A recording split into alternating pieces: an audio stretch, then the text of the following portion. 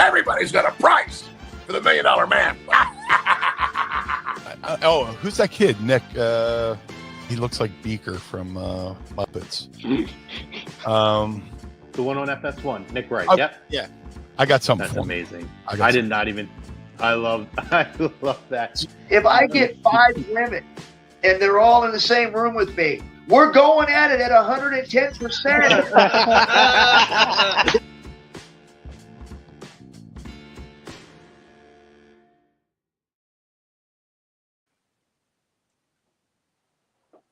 Welcome in, everybody. Special Thursday edition of the Lazy Booking Podcast on A2D Radio. We're very happy to welcome in a very special guest for a conversation today.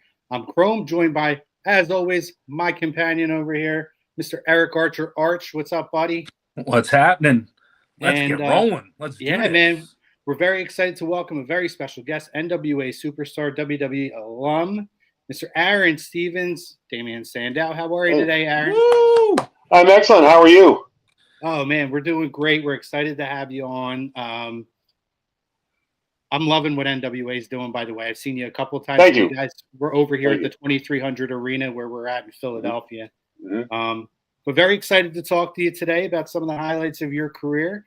But first and foremost, show a little bit of love to our sponsor, Dr. Paul Vidal at Specialized Physical Therapy. Physical locations in Burlington and Cherry Hill, New Jersey. You can find them on the web at that site on your screen, specializedphysicaltherapy.com. So any aches, pains, anything brand new or anything long-lasting, contact the doctor and his award-winning team, and they will set you guys on a program to get you back to feeling at your very, very best.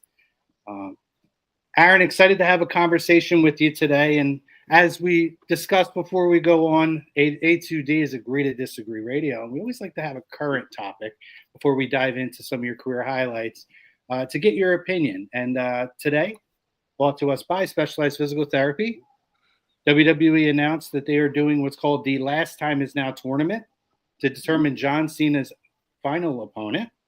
And what's cool about this is it's going to be Raw and SmackDown and NXT Superstars, but they said it's going to be open to outsiders as well. So I don't know if that means TNA or they consider AAA an outside group or others. But just wanted to get your opinion on kind of the way that they're deciding to select his final opponent. And also, how do you feel about, obviously John Cena, he had a very memorable program with him in terms of the Money in the Bank and during your time in WWE. How do you feel about John Cena's legacy as he exits the business at this time? I mean, his legacy speaks for himself, right? I mean, if there is a face of the PG era or even the last 20 years, it's John. No, I think, again, knowing when to say enough is enough and that moment's different for everybody. And, look, for everything John has given to the business, I think this is a good send-off. Yeah, I think it's unique, right? Because John came in and he did his little open challenge thing with Kurt Angle. So it's kind of, it's not exactly a direction I think anybody saw it going, but what a really cool idea. Can you recall anything ever like this where there's not a championship on the line or an opportunity for a championship? No.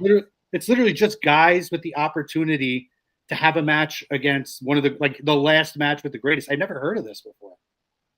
No, I mean, that's, again, the thing in wrestling, if you can say, hey, it's never been done before, and if you're not breaking any laws, it's a good thing. It's again, John is a very special superstar. And, again, his send-off, I think it's very fitting because it's really like, do you even need a title? It's like The Undertaker's WrestleMania streak. The Undertaker never needed the WWE title. The Undertaker was, in essence, bigger than the title, and I think John is one of those guys now. Oh, my God, 100%. I agree. Go ahead, Eric. You want to kick us off here, buddy? Yeah, so pleasure to have you on the show with us. A lot of the talk with this Cena tournament is people that he has feuded with in the past, maybe some fantasy matchups. But I think the real question is, are we going to see you in this tournament? I think there's still some meat on the bone from that Money in the Bank cash. Highly unlikely. That's highly unlikely. A lot's happened between whenever that was, and now, and I think John's had a lot of feuds with other people and things like that, and I don't think that's going to be coming down the pipe. So. Chrome, you owe me $5. You owe me $5. Yeah, right. I probably might get it. But go ahead, Eric. No, so really, a lot of we still talking about Cena, or are we? No, go ahead. Dive into your first question. His career. Yeah, so diving into we'll start diving into your career. Starting with the WWE. Your second go around, talking about the vignettes that came out. With the intellectual savior. Kind of just want to pick your brain as to where that came from. Did some research. You kind of alluded to you had some English background and school college background, and wanted to see, get your thoughts on what went into those vignettes.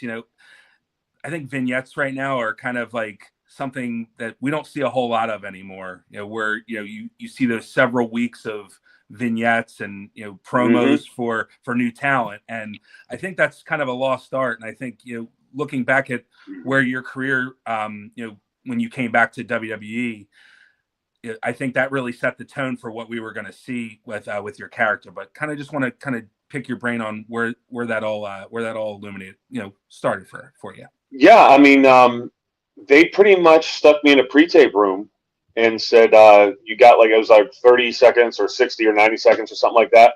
And they were just like, okay, go. So, it's funny. And I was with Tensei was on Raw, Matt Blue A-Train. And his vignettes were really elaborately produced and awesome looking. And it's like, there's, go in the pre-tape room with Lombardi and talk. But again, I'm a fan of whatever the situation is. And this goes back to what you said, where we're not seeing a lot of vignettes. It's becoming a lost art.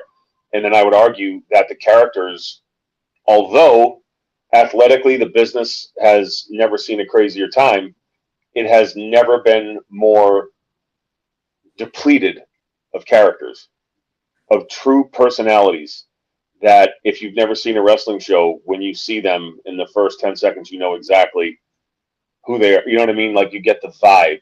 You see someone or something larger than life. And I understand, like, I don't really keep up with WWE, but like they're going towards a more like realistic approach, and they're trying to be more like a real sport. Well, hey, they have something called UFC, and you cannot take a UFC philosophy and translate it to professional wrestling, in my opinion. Or, I mean, you can, and that's what WWE is doing. But look, globally, they're a juggernaut. Domestically, is their audience really watching? Are the people as invested? No, they've found other ways to create revenue where they don't necessarily need to make the fans their number one priority. Or, and again, with the acquisition, and I'm not in there, so I don't know, you have some people calling the shots that simply don't know how the wrestling industry goes. I mean, that's kind of the only way. I mean, I heard about, and I actually watched, after enough people called me about it, the finish to WrestleMania with Cody, and like, come on. I mean, I know a Wrestling Mind didn't book that. That's it's one of those things, right? So look, it is what it is, and decisions are being made now, probably in a completely different paradigm than when I was there. So I'm not trying to judge anything like that, but what I will say, like, as an observer, characters, I mean, that is the premise, and that in NWA, that's what we're trying to do, where we're not trying to compete with anybody, we're not trying to knock anybody, we're just trying to say, hey, we think this is missing from wrestling, and this is a really cool part. And if you watch the NWA, which we're on Roku now, by the way, Tuesday nights at 8, and then on Saturdays as well. That's the Roku Sports channel, plug there. But if you watch NWA now, you're really getting a sense of like wrestling as it's meant to be, in my opinion, right? I mean, it's what differentiates what we do from everything else. Muhammad Ali in boxing, that truly was the closest thing to kind of transcend that up to that point. And then one could argue Mike Tyson, who was, boxing's equivalent to Brock Lesnar when he was coming up. But these are just personalities that we gravitate to, as a species, right? Like it kind of appeals to the human condition to where enough people are like, oh, wow, that resonates with me on some level, whether it's good or bad. But indifference is the enemy. And that's my opinion in a lot of promotions today. You have a lot of talent like, oh, I'm going to be heel, but I still want to look cool. And no, that's not, I'm a cool heel. Well, that's an oxymoronic statement. Anyone that says that, if you're going to be, a good guy or girl, be a good guy or girl. And if you're going to be bad, do the same. And just my opinion, it is what it is. But I do know that as far as NWA goes, our template, and we have had peaks and valleys in the Lightning One era under Billy, and certainly the pandemic played a huge part in that. But the thing is, we hung on, we persevered, and we are getting to a point where we're really creating stars. And there's a lot of homegrown talent now. And I think especially 2026, you're really going to see some of these names out there more and more, and because they put the work in. And they had the courage to say, okay, like I'm going to go and be this person, right? Be this character on TV, even though it's and some people it comes naturally, like the slime balls, believe me. Other people, it's more outside their comfort zone, but they do it, and it's such a it really is magic when you see it, Yeah. and you see it on screen, and then it translates with the fans. And I remember again as an example in Philadelphia. When we were there, we were like, okay, like we're going, north of the Mason-Dixon line. Like this is going to be interesting. And of all cities, it's Philly. And hey, it is what it is, right? If Philly doesn't like you, they will let you know. Oh yeah. Right. Yeah. We were. I was there. I went when you guys had 76 here, celebrated 76, and then most recently you guys had the Crockett Cup. When you guys had 76, we actually had Brian Idol on to promote it, and we talked to EC3 as well. So we're big. We are big NWA supporters here. And what you mentioned is so spot on because it has, it has a traditional yet fresh feel. And I actually wanted to ask you about that because of, you did step away for a little bit, and then you came back, and you've been such a big part of the NWA and what they're doing. And I just wanted to talk about. Or ask you about, what is next for the NWA, and also how is it? What is it like, the dynamic of working with such a brilliant mind and somebody who loves professional wrestling like a Billy Corgan? So to answer that question, awesome. He is the coolest boss I've ever had, because he understands me and he allows me the freedom to operate as necessary, to where I'm a manager on screen, but behind the scenes, I couldn't even tell you what I do. It's like I am my hands in a bunch of different places, and we just all try to make it work. And that's testament to the NWA, to where we are truly, and the word family, it gets used a lot in wrestling when, again, cliches, but wrestling's great for cliches, as we know.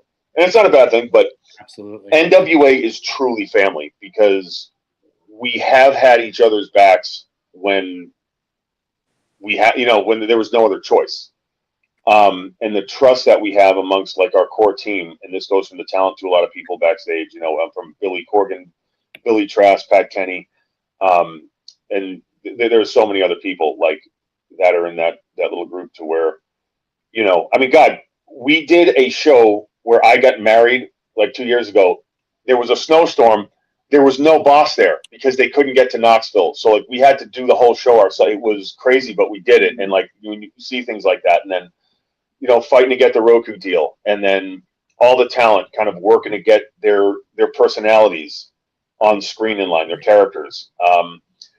So it really is a positive environment. And what's next for the NWA? We want to keep doing what we're doing and just, again, continue in the direction we're going in. There's always adjustments that we can make, right? But that the same can be said for any company. But with us, it's kind of staying focused, and Billy has a vision. And the thing is, it's if you keep your eye on the prize, as they say, and you do it from one show to the next, right? Like 1 week to the next. What am I doing on TV? Okay, got to hit a grand slam. There's no doubt about it. You have to do that, right? And that's the mentality I'm trying to instill into the talent. Where I'm not trying to say there's a lot of, well, it is, right? Like people are softer now than they were 20 years ago. And that's not a knock on anyone, right? And I think world. It is. It's simply a different world. But, you know, when certain talent, when they kind of get in and you see their personalities and, you know, you've kind of been around long enough to read people.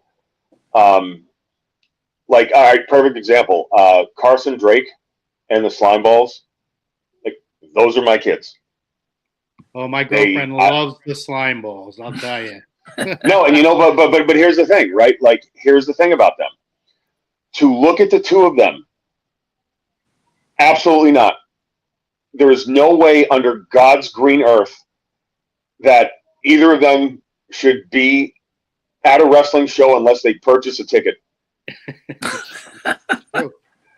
But there was an Exodus Pro, the EC3's promotion. This was about 2 years ago. There was a tryout camp. Me, EC3, and Billy were there evaluating talent and saw about 30 promos, and I just wanted to go home and go to sleep. But those two walk up there, and for about 5 seconds, you just saw it. And, like, I remember I perked up, and Billy perked up, and we looked at each other and kind of was like, all right. So I go over to Billy. I'm like, all right, let me talk to them and see if they're idiots or not. Because I'm direct like that, right? If you're an idiot, I don't want to. But so I remember I took him aside, and it was something to the effect of, "Hello, gentlemen. My name's Aron. It's nice to meet both of you. First off, you two look like everything I stand against in this industry. If there was a creator wrestler and 100 was the best, you would both be in the negatives individually and collectively. That being said, you guys have something. You know, what do you want to do with your lives? We want to be wrestlers. I said, well, go join the Olympics. Because if you want to do this for a living, you have to make money at it, correct? Yep. All right. You need to become television stars who wrestle. That's the key. Mm-hmm. So many great wrestlers throughout history. But a television star who wrestles is different. I would argue, you know, the wrestlers, as they say, they were presented as that as TV stars, right? And then some people needed manager, right? Some people did, like, you could, again, you know, Bret Hart was a wrestler's wrestler, but he was a TV star. He had the right music. He had the right character presentation. Yeah. And that's what we're talking about. So, like, okay. And so then we've just kind of been together ever since. I mean, and Carson, the same thing. Like, you want to make money at this? Yep. Okay. That I can show you, because to make money, you got to be over. Mm-hmm. And it's like, you know, whatever people say about my career, and everyone has like a different take or a different view. But one of the things I've always been able to do is get over. And that's the only thing that the talent can control. And to this day, I mean, I will put my ability to go into any arena against anyone in the world today and get myself over, no questions asked. Because it's just something I know is in my skill set. You know, if you give me TV time, I'll think of something. Right? And that's just what we have to do. And it wasn't always what I wanted. Sometimes I had to be a little goofier than I thought. But if it was a matter of striking out or getting on base or hitting a home or whatever, you know, I ain't going to strike out. Yeah. You can book me however you want and to keep me off TV, but if I'm on screen, I am not striking out. It is not an option simply, right? It's not in my vocabulary. And that's what I'm trying to instill into some of the younger kids. And there's other kids I work with too, but you know, those three in particular, when you go out there, failure is not an option. Failure does not mean, oh, if I trip and fall or if something gets messed up out there. No. Failure means making the action not believable, right? So meaning and that's the thing about characters. People, they tend to compartmentalize the industry, right? We're like, oh, he's a promo guy, he's a wrestler. No, to be good, you have to be so good and so proficient in the ring that it is second nature to you. Bottom line, to where you can't think about it. So, because again, you're going to be in character, and you have to be completely in your character. And when you can marry those two, that's when you know you're a television star, because the people will give you the feedback. And Eric's going to ask about something that, honestly, you talk about things that, like, there's no reason it should have got over, right? Or like when you talk about the slime balls and the position, you look at them, and it is true. You look at them. Oh no, they do. And not to interrupt, but like, by the way, they sell more merchandise than anybody in the NWA. I saw it. It's crazy. Like, because I wouldn't ever have thought that.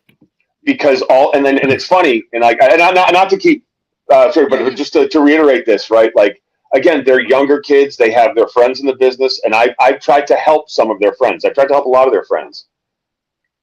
At the end of the day, it's and again, I'm still trying to a degree, but they understand, like, when I tell them something, I'm not doing it to edify my ego. I don't even like wrestling, right? I mean, but I don't know what's going on in WWE, but I tell them this, right? I go, yeah, I don't like wrestling and I don't watch it, but you probably should take solace in the fact that I'm pretty good at it, because it is still my full-time job. Yeah. Right? I mean, that's just it. Oh, yeah.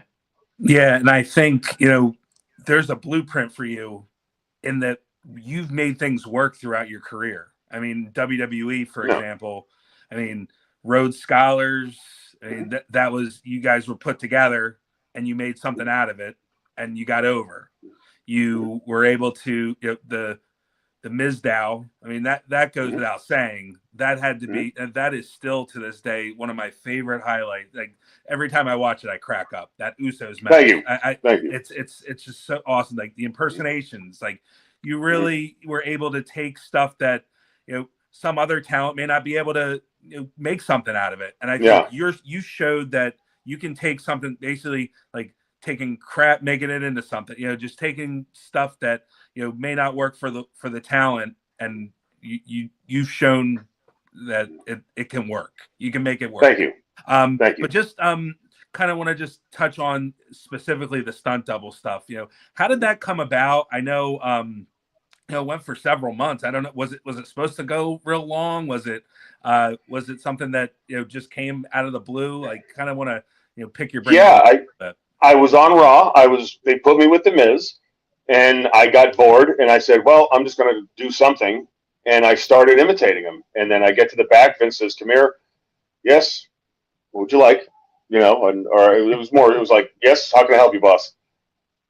That stuff you did with what was that? Like, well, I'm his understudy, his stunt double. I have to study out there, right? And he goes, you have a green light to do whatever you would like. I will be the only one that will hold you back. Didn't speak to the man for about 9 months. Truth. Yeah, it's true. Did not speak to him for about 9 months. Miz and, like, again, we would have a game plan on some things, but this is not a lie, and this is live TV pay-per-views. 80% of our stuff was called out there. Like, he would do something, and I would just do it. I had Stu as my cameraman. I love him to death. Stu and I worked together very well, because I had my little place to play, and, he went over the shots with me, and that's another thing, where a lot of wrestlers get to know the people calling the match and get to know the camera operators. Put them on your Christmas card list, because cameras, that is how the world sees you, and the announcers tell the world what to think about you. That's a little bit of wisdom right there. But, again, just improv, but that was the cool part. In an age, especially now, when everything is overproduced, and I would argue that it was overproduced then in a lot of ways. I think Mizdow was just like a break, because I was allowed to just be in the moment, and that's also testament to WWE. They were very, out of all the things I could say, and there are some good and some not so good, I will always say the appreciation I have for the trust they had in me, to where when I had a promo, I I was bullet points. Like, I'll hit my time. If it's a minute, if it's 2 minutes, I'll get it done in that time. I'll sell what needs to be sold, but I don't want a guy that just graduated college handing me a paper and, you know, telling me, oh, you need to do this. And yeah, like I didn't work too well like that, let's say. You know, I try to be nice and polite, but then I do, you know, sometimes smirky people just, you know, but I'm getting better with it, right? We all have our own stuff. But it's again, that was truly a blessing. And had I not had that freedom there, that was granted by the officials, I would not have had the career I've had and been able to kind of do the stuff I've been doing outside of wrestling. So that's good. Yeah, I mean, the acting stuff is amazing. By the way, Eric sent me a video today. It was like a short, and it was somebody, a guy going through a drive-through, and he said, "Oh, I'm going to pay." Oh God, yes. Out of all the things, that was hilarious. That's though, awesome. By the way, I mean, it won an Emmy. It won an Emmy. Yeah. I was like, what? Because someone sent me a picture, and I thought it was like, you know, someone did photo editing. And like, no, this is real. And so it was me and Tim Robinson on there. I was like, oh, okay, that's cool. That's interesting. Didn't send me an Emmy though, but that's fine. But out of all the things I've been in, that one is like the craziest thing where people remember that. And they, you know, someone showed me a license plate, a snapshot of it, said 55 fries on it. So like a homage to that. So that was just funny. Yeah. Oh my God. Yeah. It's so good. Thank you. Yeah, absolutely. One more wrestling question I had. You were a part of a couple of WrestleManias. You're a part of an infamous non-match that didn't take place at WrestleMania 29. Oh yes. So twofold. What was it like to be a part of that? And then in terms of WrestleMania 29, sucked. What was it like to be for 29? Yes. What was it like to have that happen? But then obviously 31, that's when you kind of had your break from Miz, right? And obviously 32 is like the most, you know, I was like 120, whatever they said, 120. That's when I knew I was done.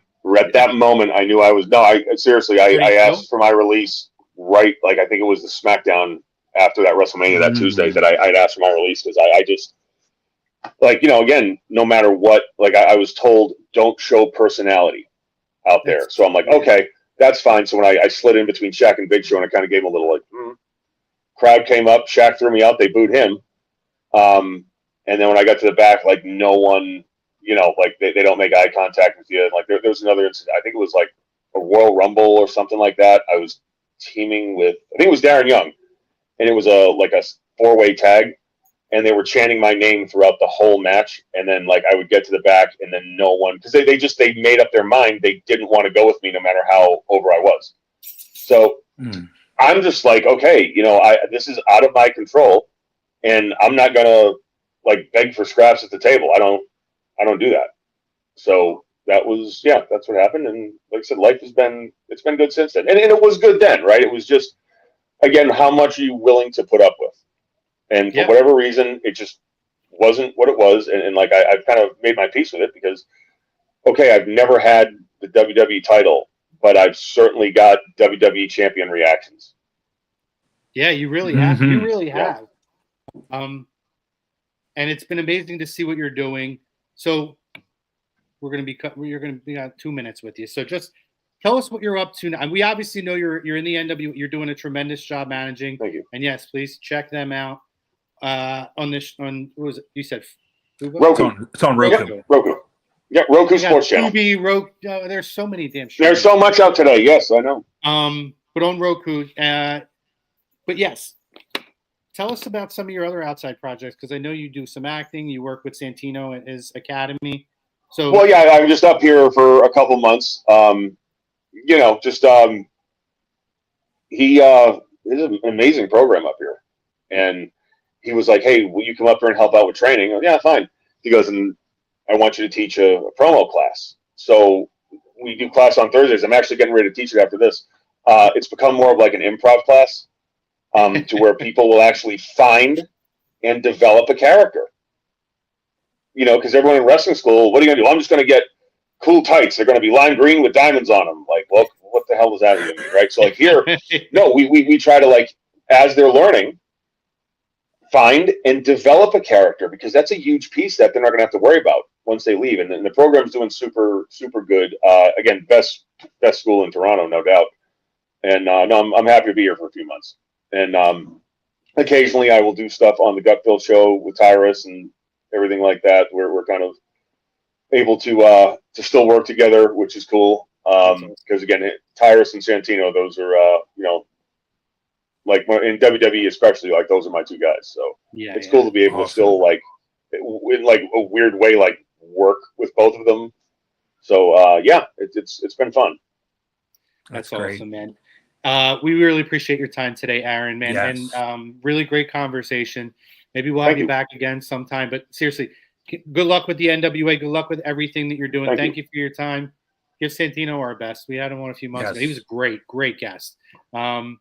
And take care of yourself, my friend. Have a great holiday season. Yes. Yes, you guys do the same. Thank you. I had a lot of fun on here. We appreciate you, Aron. Take care. Good luck with everything. You too. Thanks. Bye. Thank you. See ya. Awesome. All right. Good conversation. Got jumped around, which was good. Sometimes we go in sequence, sometimes we have an idea and we try to keep things along the timeline. Yeah. I really like that he spoke from the heart. You can tell he's extremely passionate about NWA and what they're doing there. And I personally need to check it out a little more. I did watch a little bit, I watched Power from last week. So kind of got a little bit of education there, but that was awesome. Yeah. Listen, I mean, this show specifically has been big supporters of the NWA. We were fortunate enough last summer, not this summer that passed, the summer before, NWA ran their first show out of the 2300 arena in decades. And it was the NWA 76. We were one of the media outlets that were selected to help them promote the event. We had Brian Idol, who's their current television champion, he was, again, another really great guest to have on. He's another one, like Aron was talking about, where they kind of jump all over the place and they have multiple tests and they work behind the scenes, particularly with young talent. So they wear a lot of different hats. Best way to learn sometimes. Oh, yeah. And then obviously we had EC3 on too, shortly after the Crockett Cup. And he was our return when the show came back in May. He was our episode 1 of our return episode. So we've been big supporters of the NWA and what Billy Corgan's been doing. And it seems like everybody says the same thing about Billy. It's the passion that he has for the business, but then couple that with the creative freedom that he is a proponent and pushes them to push the boundaries and find who their character is. I did the Billy Corgan Q&A before the Crockett Cup, and he talked about, people asked about, if I'm an aspiring wrestler, and there were a couple of young people there, what would I need to do for a tryout? And he said, well, you have to, you got to impress me. So, go out and work and send me stuff. And he said, I'll even give you my contact info. There was a young guy there. And he said, go out and work. I want to see it on the tape, not just, and then, let me see it. And you don't have to be the best I've ever seen, but if I can see the potential there and somebody who can be taught, I also know I have the right people here to teach you. So, Billy just loves wrestling, and that's what's so amazing. Like, this guy's a legitimate worldwide rock superstar. Yeah. Who has become this pivotal figure in the professional wrestling movement of the 2020s, So, and the cool thing, and what I think you would love about the NWA, Eric, again, is it is an old school presentation. Like, so you watch NWA Power, it's like, the ring. The camera angles. That was what was really cool about, like, the studio wrestling. So cool. Yeah. Like, you haven't seen that since the 80s, like WCW, or not WCW, it's NWA Championship Wrestling, like World Championship Wrestling, like that kind of stuff. So it brings back the nostalgia, but it also brings in the new. And I think we can all agree that more wrestling is better for everybody. Everybody has jobs and people are making money. So, and people are getting opportunity. It's better. And having an alternative option, because That too. you know, everybody knows this, right? I do like the AEW. I watch it. I watch certain talent. I want them to succeed, but I go through very extreme ebbs and flows where I'm really into it, and then I am completely out of it. But it's a different product. Maybe it's not necessarily like if I was someone who went, and we talk about this all the time, Eric. If I was somebody who the just in-ring sport of it was what's hooked me, I would probably be more of an AEW fan. But whether it succeeds or not, there has to be a creative aspect to it. And to me, that's where WWE comes in spades. It's so much better. Even when it's not great, there's still a level of storytelling that I think vastly exceeds what AEW does. And that's, for me, I'm not saying they're not good. Yeah. It's one is more storyline and entertainment driven, and that's okay. If I was just in the, I go to indie shows. I go to NWA shows. I go to Battleground Championship Wrestling shows. And I see great matches all the time. So I could see them. And it's what your preference is. But the NWA gives you something different. It gives you a nostalgic, yet a fresh feel. And it's so cool. Got to get I've got Roku. So I'm in. Let's go. Yeah, check it out. So Eric, you weren't here on Thursday or Tuesday, rather. So we asked Aron about it. I want to circle back to the opening topic here, because since you were not able to be a part of it, I'd like to get your opinion on it before we hit our big announcement. By the way, dun, dun, dun. And it's also surrounding the John Cena Last Time Is Now final, the Saturday night's main event. But let's jump back and dive into this quickly here. And let's get your opinion on, is this the perfect finale? What is exciting you about this? Is there anybody in particular you expect to see and or would like to see?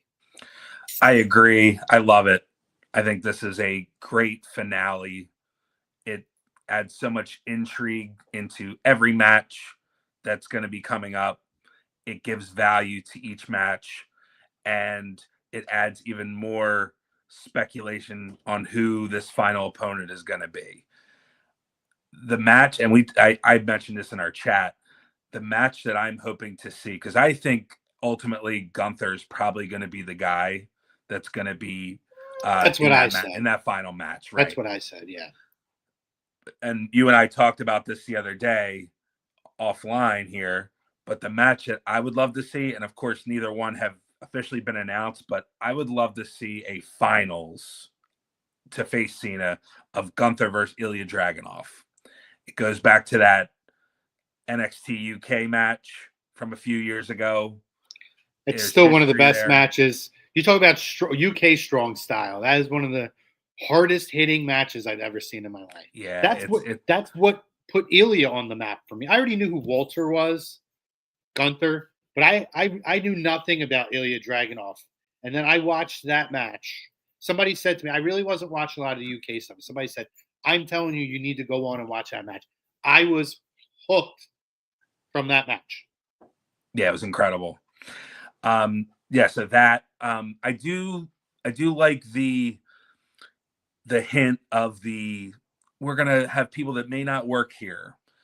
And I know I brought up on Anecdotes with Arch on the over the weekend talking about, I don't really think Copeland is a realistic option. Of course, I would love to see it. I just don't. So the point was made on Tuesday, real quick, since you brought his name up. I would love to see him, but if he's in it, is the tournament told then? Because he has to win, right? And there, like, what does that entail, right? Because I don't know if if his contract is up yet with AEW, or it's technically still on but expiring. Like, is there some agreement that AEW gets some form of promotion in it? I mean, I don't want to dive too far down that rabbit hole unless we cross it. But in terms of him, if he's in it, he has to win this thing, right? Yes, I think he does. But I think to your point, that might take the lure from that tournament. That's the All name right, I threw well, out you there, know. by the way. That Brian, what's up, brother? Our niche night What's up, Brian? compadre from Flyers Talk A2D. Thanks for joining. Says, any thoughts to potentially having Jericho versus Cena? See, Jericho to have his own title. that there is a great call out. However, I think it's kind of in that same with Copeland, where we don't know if when Jericho's contract is up. It could be up in time. I think the biggest rumor right now for Jericho is January. So maybe his contract's up at the end of the year. I think he's a Rumble guy. Know. If he could get into this, I don't think he would need to win this. Maybe win a round though. That would be super, super cool. I think he's more likely to be a Royal Rumble entrant, but man, wouldn't it be freaking awesome if Jericho ended up? Yeah, definitely.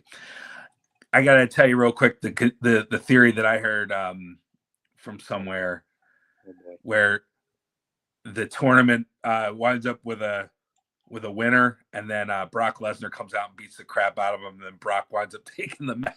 Like, why did I in this tournament? I'm the one who beat him at SummerSlam or at WrestlePalooza. Like, what? I have heard that, and boy, do I hope that that's not the case. No, I don't think that's going to happen. But I you know how I feel about the whole WrestlePalooza squash. It's kind of like, why did you do it now? Like, there was no point to it. But well, I told you, I will agree with you if there is no follow up to it. I'm giving it literally until the very end. I know. Till the clock. Like, is he going to be zeros before I make a decision on it? But you're right. If that's the case, I don't understand it. It makes no sense. But yeah, and I agree. I agree with Andy and Pete. I think someone mentioned Cardona. I mean, that makes sense. He stole his girlfriend. Cardona. Stole his girlfriend for crying out loud. Come on, needs a little payback. The wheelchair.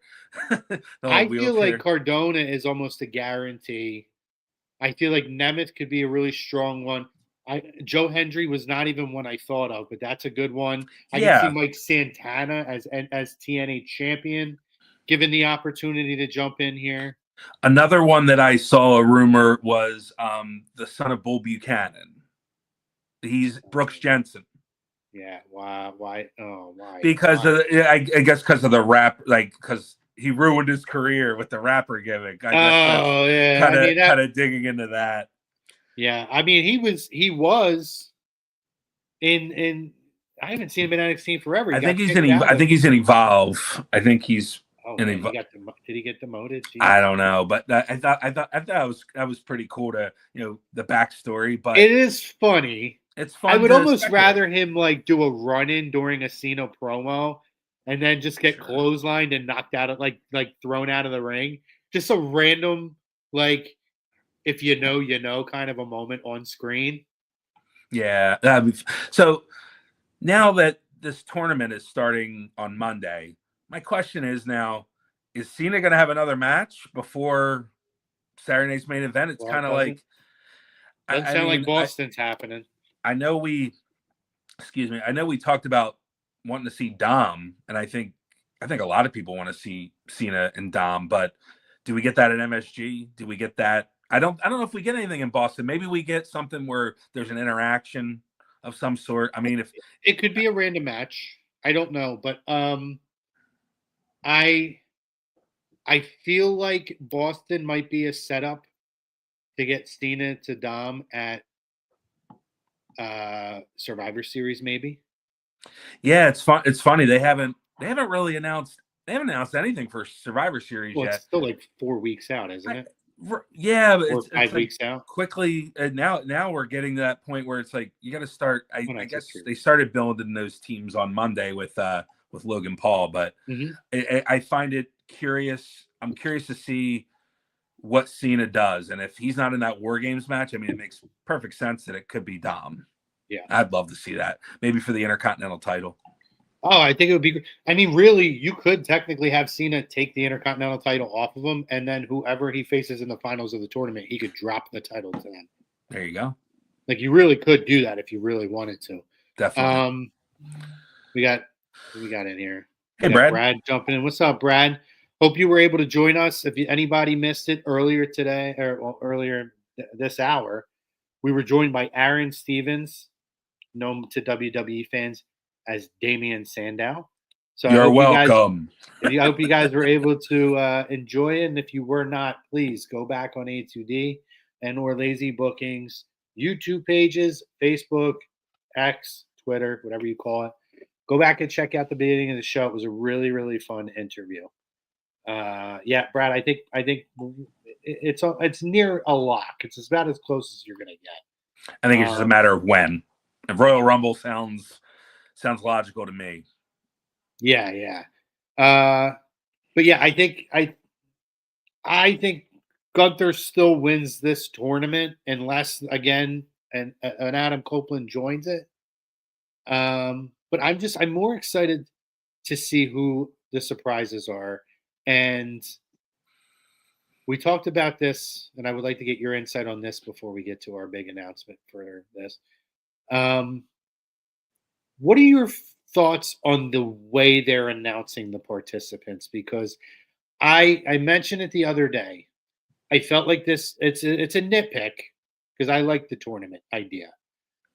I don't like we're going to put random names in giant balls and do the old school, put them in a tumbler and pull out names. I feel like I would rather them have said something along the lines of like have the 3 GMs come out and say, this is the criteria we were given. And we're going to announce all of the talent. I want them all to come out one by one and explain why they are selected. Like, it doesn't have to be like a draft where they're on a mic, like on a podium, but like in the ring. Just do a promo with all 3, Ava, and then say, stay tuned because the surprises are going to come. But just say, we were tasked to have a Cena Legacy opponent, somebody that we think is deserving, and somebody that could be the next big thing. Like, however they want to say. I would have rather them did something like that and announce them all at once, too.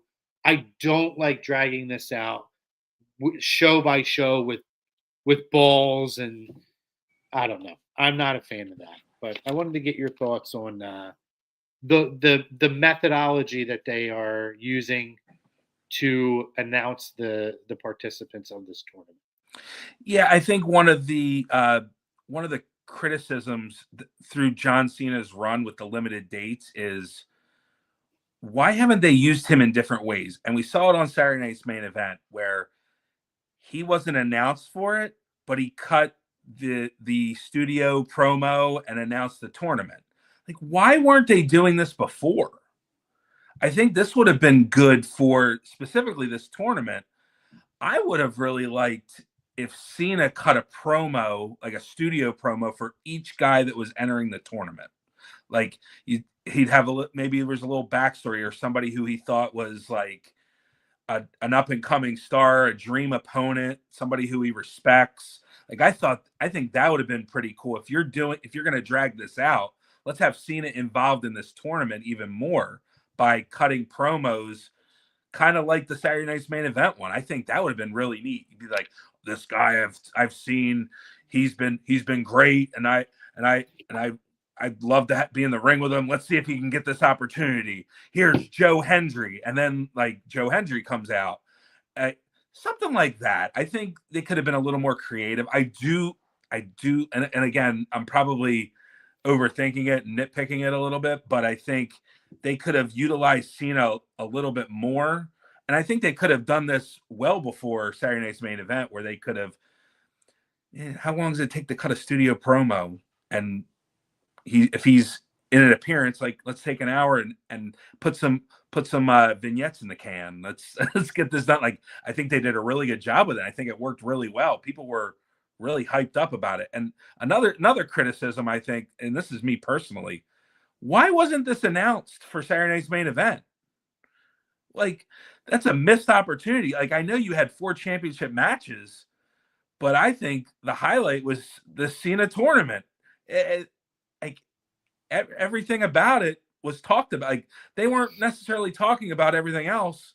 They I talked about Punk. They talked about Punk winning the title, but I think the Cena tournament superseded all of that. I almost feel like they could have announced the tournament ahead of time, maybe a week beforehand, and then done a reveal of the competitors at this past Saturday night's main event and leading in. Now, again, it's a slight nitpick because at the end of the day, we're going to get what we're going to get. How do you feel about the competitors selected at this point? Like the random with the Royal Rumble. Well, the specific 4 competitors that we have at this point. I like it because it's a mix of people that he's feuded with and has history with versus. I was a little surprised with Nakamura. Rising stars. With who? Which one? Nakamura. But Nakamura is a name, and he's popular, and I don't think it's a match that Cena's had. So it's kind of like, I think it might fall into that dream match scenario. I know they haven't really booked Nakamura to be the main event scene in quite some time, but I still think there's some name there and name value. So I think that in itself, I think I'm okay with him in the tournament. But after we see the rest of the field, I may have a different outlook on it. But right now, like, I'm fine with it. Yeah. I mean, obviously, you get like Rusev and Sheamus or Givens. Rusev was a WrestleMania opponent. Mm-hmm. One of the most epic WrestleMania entrances of all time, by the way. With the cannon. The cannon, amazing. The Rue TV, our buddy Rue, who he's going to be joining us at some point soon. Check out his YouTube page. He's got great videos on there. Says they're booking by the seat of their pants week to week. I really think WWE could benefit from a new head booker. Triple H seems burnt out. Follows up and says, I'd love to see Cena Nakamura, but I don't think that's happening. Brian says, I feel like there's too much to spoil in something that can be really fun for WWE fans. But he likes the mystery, and he was hoping that they were going to do it like this. I would have liked them to do the open, like, Brad wants it. Cena versus Lesnar. Okay. All right. I only want it because it would make sense, but I would be very surprised if that's his final opponent. I think it's kind of foregone conclusion that it's going to be Gunther, but I could be wrong. I've been wrong once or twice in my life. But go about the booking stuff. I mean, I think there are times where we're frustrated with some of the booking. It's I can't imagine how much pressure Triple H is under. It's kind of like you have TKO, right? And TKO, I don't know if people saw that earnings call or heard the stories about the earnings call. I mean, WWE's making money for TKO. They're the only ones that are making money for them right now. So the pressure is on Triple H to deliver. I mean, it's tough right now, I'm sure, for him. If he didn't have hair before, he would have lost it well before, during this, because I don't know how he does it. I don't know how any of these guys do it. It's got to be so much pressure. But I agree that there may be too many guys that have been there so long that you need a fresh face. You need a fresh person and hopefully that writing team is able to get their ideas out there. But we saw a glimpse of it on Unreal. But yeah, you don't know if what you're seeing on camera is exactly what's happening, of course. But it's very intriguing to where you see when we talk about it, where Raws and SmackDowns are kind of you watch it and you fast forward through some of it if you're behind, and you didn't really miss a whole lot. So I agree, and I think I'm going to be very curious to see how their booking is for the road to WrestleMania, especially now with Seth Rollins out. Yeah, now we have 2 babyface champions, but I don't want to get into that too much. But no, we'll dive into all that stuff later on. Yeah, Bruce says Lesnar needs to be the final opponent so he can get his heat back. Unless it's Gunther and he puts him over, I'm cool with that. I think if it's Gunther, he's going to put Gunther over. I really do. I think you think the opposite, though, right? I think Gunther's going to win. Okay, all right. I think because actually I can see it the other. I'm kind of flip-flopping here, but remember Cena's first match against Kurt Angle. Who won that match? It was different. Kurt Angle wasn't retiring. But it's I think it might be a way for him to give back is to get somebody else over. I mean, listen, he could win. Like we've talked about this. I don't think in every case you have to go out on your back. I think it's an old adage that doesn't really necessarily always apply, right? And part of that is because John Cena leading into this farewell tour put everybody over. I know everyone talks about Super Cena in that run, but that last, and I know there was points where he had a full year where he didn't come back, but you could make the argument that for 4 straight years, almost every time he came back, he put everybody over. Yeah, he went for a while where he wasn't winning matches. He went for like 2 or 3 years without winning a match. A singles match anyway. Yeah. So I think at this point he's done enough. And I do think he's a different animal. He's a different talent. Right. And so I think that if they chose to put him over, it is well deserved. I don't think it needs to be that way. I do think it would help Gunther to go over on Cena in this matchup. So we'll see how this goes. We got about 3.5 minutes left, and I want to get this in. So we kind of started teasing it the other day. And this is shout out to our buddy Rue, who we said we have a friend who has a friend who helped to facilitate this for us. But we are very excited to announce. So we said that we wanted to do something special surrounding John Cena's farewell tour and that Saturday night's main event. And we were able to do it. And I can tell you guys, we have 2 shows on December 9th and December 16th here on A2D Radio for Lazy Booking Pilots that you are not going to want to miss. Myself and Eric are going to have a very special guest co-host. This isn't going to be a sit-down interview. He is going to be in this with us. We're going to be talking about the John Cena farewell tour, the booking of all of this. We're going to be talking about the tournament, and at that point, how we've gotten to the finals. And then he's going to come back the following week to be a guest co-host as well. And we're going to talk about, the finish, how Saturday night's main event, I guess overall as an event went, and kind of maybe what's next for WWE post John Cena era. Maybe a couple of other things. What's John Cena's final legacy? And I'm saying I because I'm ready to jump out of my seat. I'm so excited. We could not be more excited to have this man on as our guest. He's controversial. He's a massive name in the history of professional wrestling. And he's going to be on Lazy Booking Podcast for 2 weeks to help us cover the John Cena farewell final match. That's it. Woo! Right there. Let's go. We are welcoming special guest hosts. Obviously, he has his own podcast, The Brand. Vince Russo, guys. This is going to be off the charts. Wild. A lot of you listen to A2D Radio, right? And if you're a sports fan who happens to be coming across this show, if you're somebody who's watched our shows on this platform, I always say Tom Ranone's kind of like he's like a Vince Russo version. You know what I mean? Vinny Rowe, I love it. Hey, that's our guy right there. He helped us to facilitate that.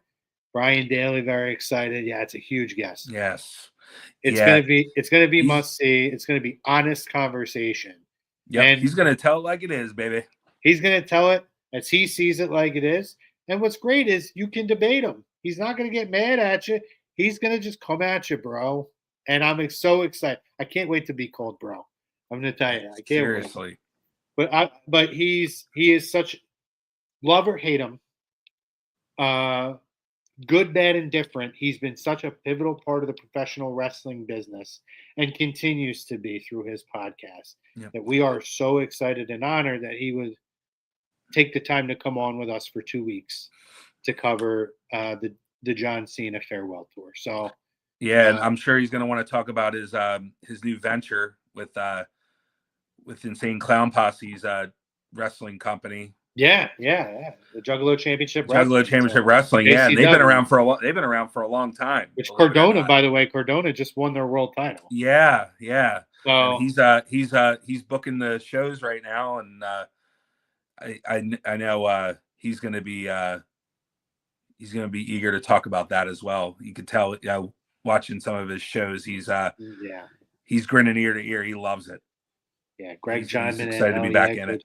Yeah, it's just gonna be an awesome show. So again, I'm just gonna put that banner up one more time just to give people that reminder. We are happy on these 2 dates. We're gonna be welcoming December 9th and December 16th special guest co-host on the Lazy Booking Podcast, Vince Russo. It's gonna be awesome.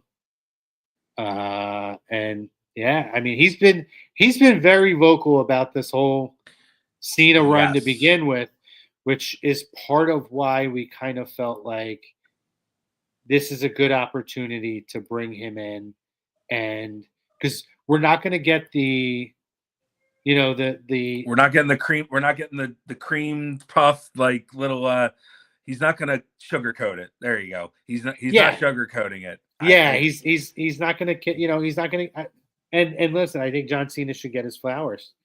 But I like that, in terms of WWE and their booking of this, it's not going to be we're just happy to be here and we're just privileged to see John Cena, period. I love that he's going to come on and he's going to come in fire. And if you've watched any of his promos or any of his podcasts when he's talked about this. So make sure you guys note it down. Tuesday nights, December 9th and December 16th, both Tuesday nights.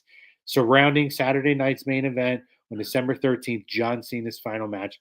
Lazy Booking Podcast is welcoming Vince Russo to the show as a guest co-host of the panel. Tell your friends, tell your family, tell them all. Tell all your wrestling buddies. Tell your bro. Do not miss it. Tell your bro. Yeah, there you go. Do not miss these shows because they are going to be. I can't tell you how excited. I know Chrome's super excited. I am as well. This is a guy that our childhood teenage years. He's part of the attitude era, and like he's been there on both sides of the Monday Night War, and he's worked all over the place, and he's got a lot to talk about, and we can't wait to brush up on your Vince Russo history. You can go back and you can watch. He's been a big part of, which I want to ask him about, being a part of Dark Side of the Ring so much as he has. It covered his own stories. He's been a part of telling other stories. Austin, Rock, Mankind, that whole era, he had his fingertips all over that era. So even if you're not a current fan, you know somebody that was such a big fan of the Attitude Era, maybe they don't watch as much now or they don't watch at all. Just let them know, though. One of the architects, Vince Russo, is going to be joining us. So anyway, I don't want to pump it up. We'll be talking about over the next couple weeks. Not sure if we're doing a show on Tuesday night because obviously you're coming back from Green Bay. Go Birds, baby. So I might take the week down with the holidays coming up and this show coming up. Don, what's up? If you haven't checked it out, Don, go back. You missed Aaron earlier. And you're lucky. Hopefully you got our announcement, bro. Yeah, rewind the episode. You can rewind it back 4 minutes and see the big announcement of our special guest on December. Not guest, our guest co-host, December 9th and 16th. What was I saying? I don't even remember now. About next week. Yeah. Not sure if we're going to do a show. I guess it'll depend if there's anything big enough to where I will decide to do a show. Without you being on this week and the holidays coming up, where there's going to be a lot of wrestling to talk about. I might take the week down. So stay tuned. Check out Lazy Booking's page on Facebook. If you go on our Facebook page, Look Lazy out Booking for anecdotes with Arch. Yeah, Look out Lazy for Book- those anecdotes. Lazy Booking Podcast does have a show page as well as the A2D Radio main page. If you check it out, we typically do our programming announcements on there on if we are going to do a show or not, or time changes or upcoming guests. So we would love it if you guys jumped in there, jumped on, and gave us a follow there. While you're at it, get on the Insta, the IG, follow A2D Radio and Lazy Booking Podcast on Instagram. Do it. And don't forget about our sponsor, Dr. Paul Vidal at Specialized Physical Therapy. Find him at that site, specializedtherapy.com. No appointment necessary. Where you can find him physical locations, Burlington, Cherry Hill, New Jersey. So we're going to thank our guest again, Aron Stevens, Damien Sandow, for a fantastic conversation. Yeah, it was great. Regarding the NWA, regarding his time in WWE. And very honest and open conversation. We appreciate his time today for joining us. We appreciate all the awesome comments. There we go. There you go, Don. Yes. There it is, Don. Thank you, Brian. We Thanks, Brian. appreciate you. Appreciate For it, man. everybody that commented in, gave us a share, gave us a like. If you haven't yet, please throw a like on the video, throw a heart on the video, share it out. Give us a follow if you're not. And come back and see us. Typically Tuesday nights. Usually start sometime around 6 and 7:30 or 7 o'clock. Sometime around 6 or 7 o'clock. But yeah, for myself, for Eric, for Aaron, and for everybody here at A2D Radio, it was fun to get to give you a double dose this week. May not see you next week. Maybe I will. Either way, you know, if you're an NFL fan, especially with what happened today. Yeah. Tell Terrible. somebody you love them. Yeah, tell somebody you love. Let everybody in your life who means something to you know how much they mean to you. There it is. Look at Eric making hearts fly. I didn't even see that coming. That's my new gimmick. Yeah, the heart gimmick. Look at that. Woo! Oh my god! What am I doing? Why am I doing this? You don't have the arch magic. I guess I don't have the arch magic. We're getting the hell out of here. And by the way, tune in Monday night. Go Birds. Eric, stay warm out there in Green Bay. We love you guys. We'll talk to you next week. See ya.